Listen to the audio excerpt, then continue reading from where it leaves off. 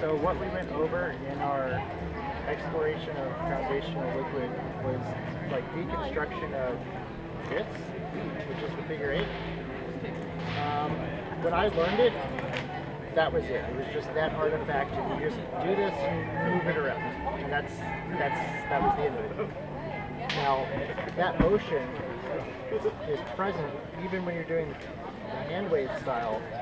A lot of what the hands are doing are informed by having learned this. So I tried to break this down into even smaller parts and put them back together in different ways.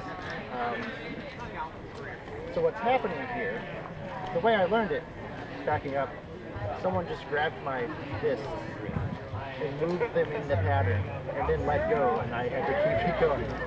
Which is not like, wasn't very satisfying as a way to learn it for me. Anyways, hopefully this will be better. There's a martial arts technique used in various styles where you have a teacup and you're trying to keep your water in the teacup, palm facing up, and go through your entire range of motion. And that's essentially what the hands are doing during a figure 8.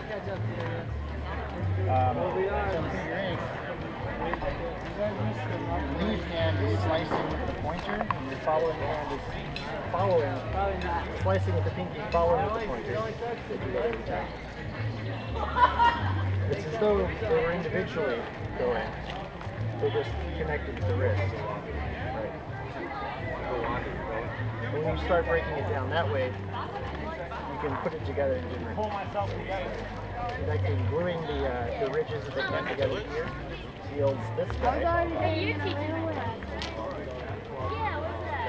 which keeps the hands along here, so you can add little details, digits-like detail to it. Splitting that in half, of course, is we all know. You can also put it together fingertip to fingertip, so if you're holding this above you, and you keep it palm up and move through that range of motion, you get this guy. And that looks very much like something that you would be doing in liquid. Right.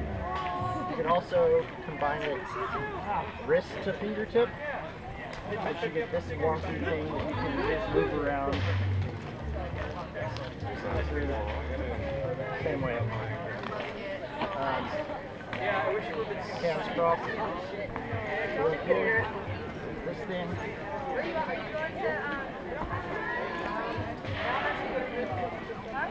Anyway, once you have a little vocab of those, your hands are free to like glide around, get into one configuration, stay within it, push it into a new one. Like, you can go into those modes and kind of sit within them and explore space with them, instead of it just kind of happening, doing whatever. You know, you're much more consciously aware of your and something liquid has in the style is it's like taking a small technique that occupies very little space and like adding space into it, but keeping the connection constant. So they're like one thing even.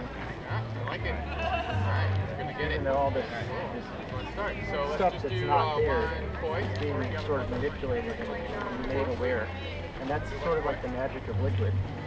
So with this technique, it's touching usually, but you can separate it. You need to know what planes we're bending through. So everyone throw their boy up above their arm and foreplane. And connect it to circles and do all manner of where else do we put that object-inspired stuff. Down low, we could switch between up and down on the floor plane, doing a figure 8. Where this that's some of what we went over. Figure 8 overlaps is called the cross point. Connecting circles. Right now, I'm moving from the front. I'm moving left through that cross point in that figure 8. Does that make sense? Yes. I'm moving left through that cross point. So if I were to reverse the direction, that's the gist of the breakdown of figure 8 that we went over.